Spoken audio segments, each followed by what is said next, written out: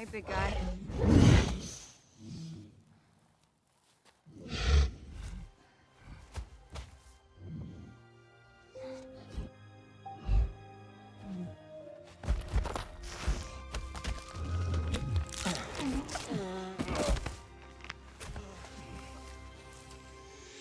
What's up, guys? Spenny. Let's say that you're a billionaire and a couple of government space lasers happen to burn down a working class village on a island that you are the largest landowner of. What do you do in that scenario?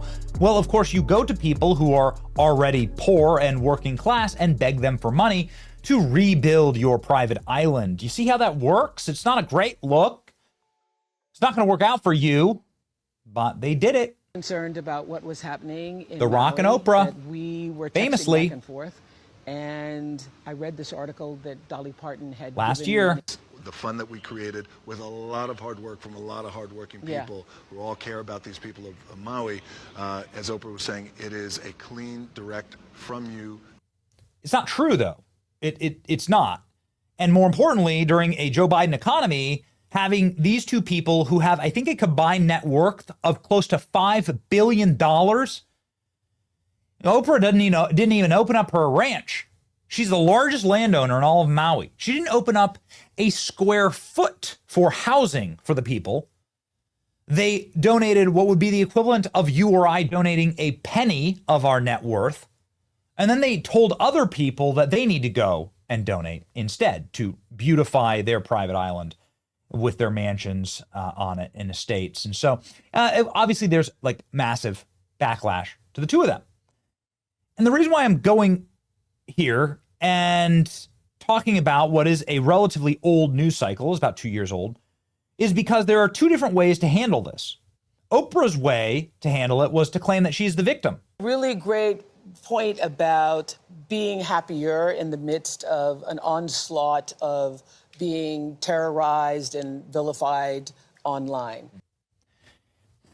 According to the AP, the working class poor people of Lahaina had their roads blocked and were burned alive. Their roads were blocked by the local authorities. The government blocked their roads. And it's Oprah who's saying she was terrorized because of mean comments online.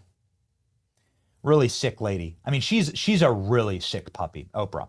Meanwhile, The Rock decided to do this. The fund, there was some backlash that came with launching the fund, and I want to address and acknowledge that backlash right now.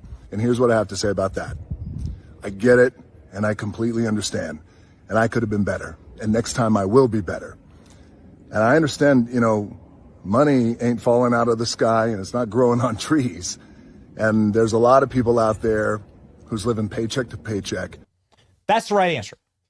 That's right. Whatever you think of The Rock, that's the right answer. Now, if The Rock is good at one thing, it's reading the room.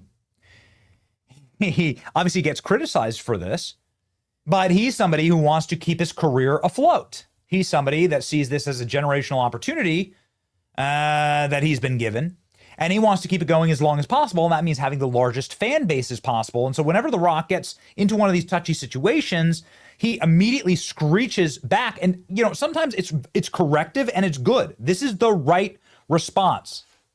And I'm glad that he did that. Also, the right response for The Rock is to not endorse for president in the year 2024. Now, he humiliatingly, to his great shame forever, endorsed Joe Biden in 2020. That you made that endorsement in 2020. Are you happy with the state of America?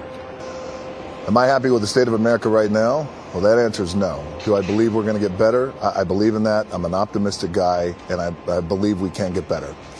The endorsement that I made years ago with Biden was one I thought was the best decision for me at that time. And I thought back then, when we talk about, hey, I'm in this position where I have some influence, and it's my job then. I felt like that then. It's my job now to exercise my influence and share with this. This is who I'm going to endorse. Am I going to do that again this year? That answer is no.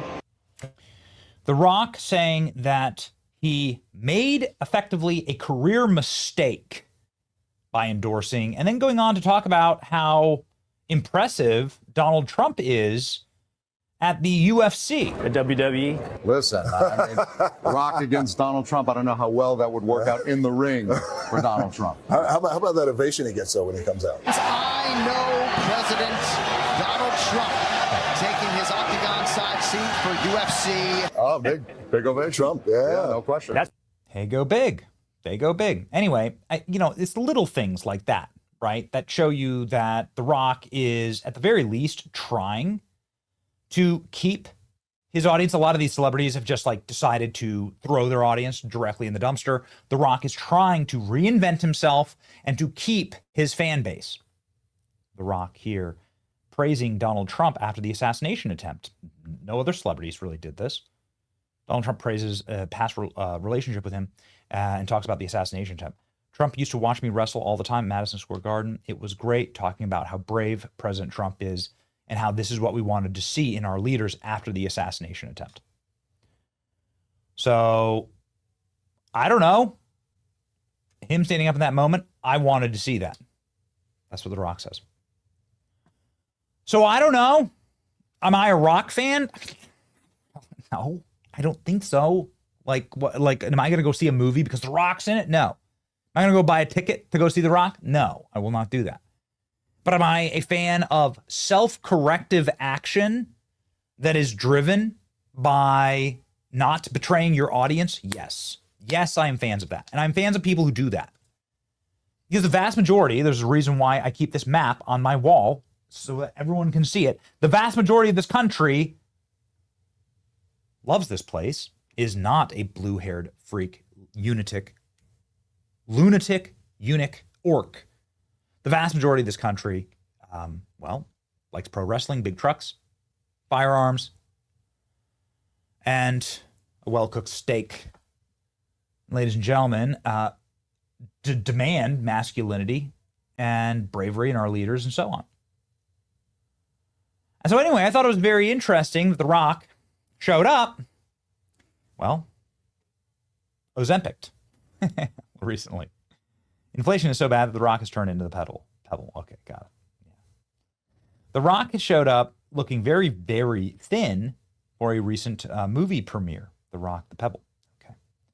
The Rock's obviously famous for his physique, for being a big, strong dude, but he is no longer as big as he once was.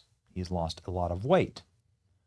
Does The Rock look like a tortoise that won the Euro Millions?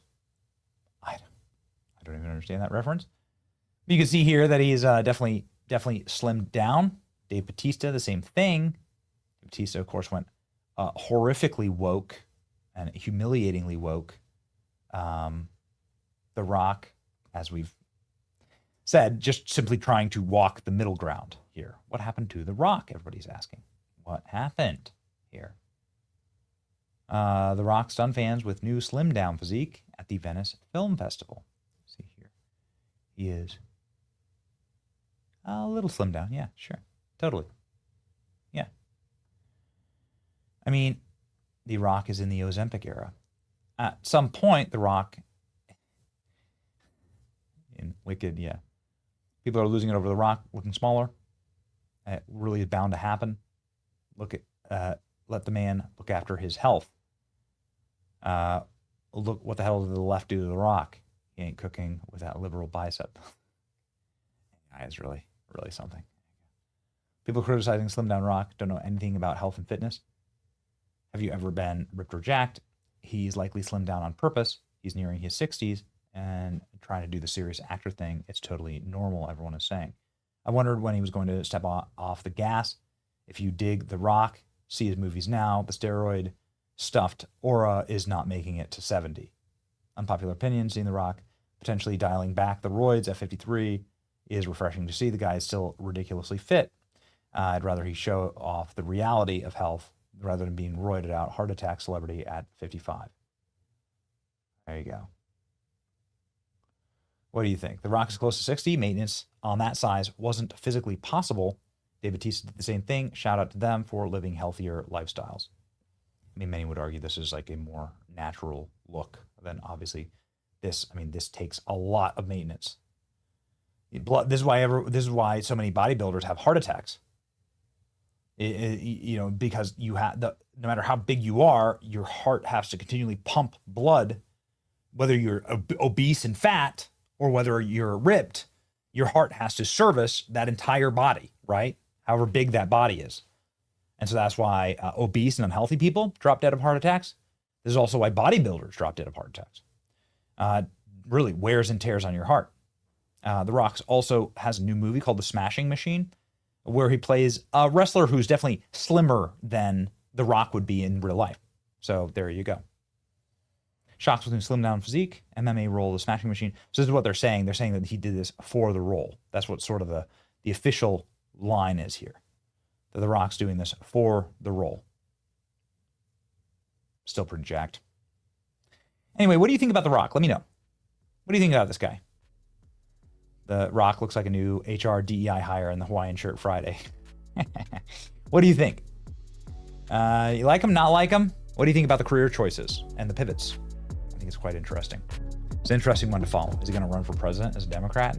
Might be their only true hope at this point. But even that, I think, I would doubt. It's your boy Benny. Like, share, and subscribe. See ya.